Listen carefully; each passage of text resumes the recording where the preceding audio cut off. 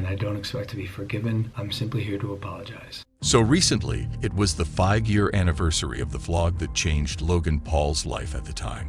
He was a groundbreaking internet star with money falling out of his butt, who clearly felt that he could do no wrong.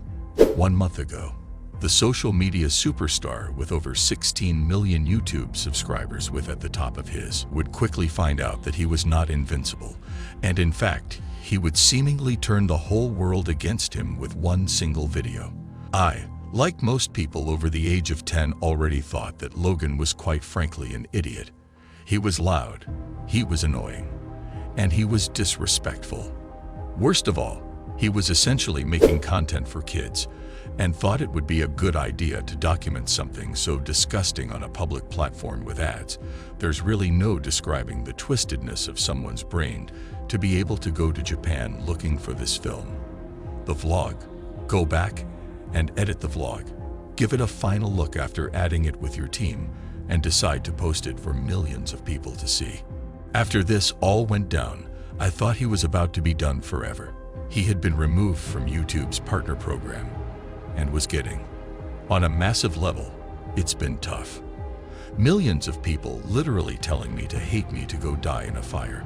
To be honest with you, the hardest time of my life. I've never been hated by the whole world, but thanks to some legendary rebranding away from making kids content, a boxing career, a podcast, a beard, and a friendship with a longtime rival, Logan had really changed his public perception over the last couple of years. And I would say he found himself in the good graces of most of the general public in 2022. He is as popular as he's ever been. He's on the verge of having one of the biggest sports drinks in the world's rivaling Gatorade. He signed a contract with the WWE. His podcast is booming, and he's obviously making more money than ever. He was proving time and time again that he could shift these markets from Pokemon cards to NFTs and pretty much anything he decides to have tunnel vision on for a 3-month period. I don't want anyone to tell me anything is impossible ever again.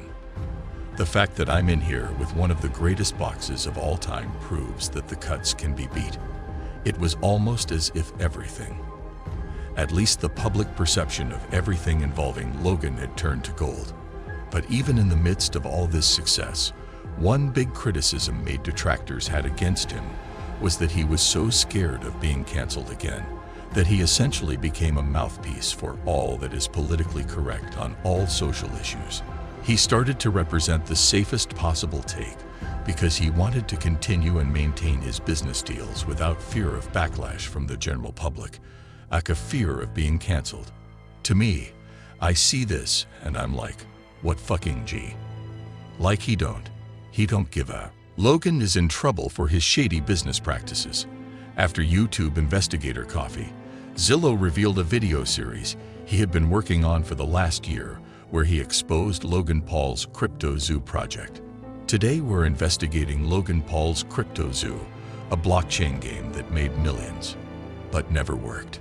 Some of you guys think you know the story, but it goes so much deeper. CryptoZoo was supposed to be, in Logan's words, a game where people could have fun and invest money. It was scared around these NFT pictures of animals morphed together. You breed cats to make more cats that could breed more cats and, like people again, say that they're worth money. Being promised that it would be the next big thing as our society transitioned to a virtual world in particular. I do think he got extra juiced up when he found out that Gary V, who he sees as a mentor, had made tens of millions of dollars selling childlike doodles to his followers called V-Friends. Bro, Gary has V-Friends. Crushing right now. Gary Vaynerchuk, good friend of mine. I think there needs to be a fresh take. And this project that I have, is that fresh take. September 1st, CryptoZoo.co. And I knew I wanted to make a creative mark in the NFT space, not just a collecting mark. Right, and so Zilla came out with this exposed video that essentially claims that this NFT project were straight up not usable in any way. The game did not work.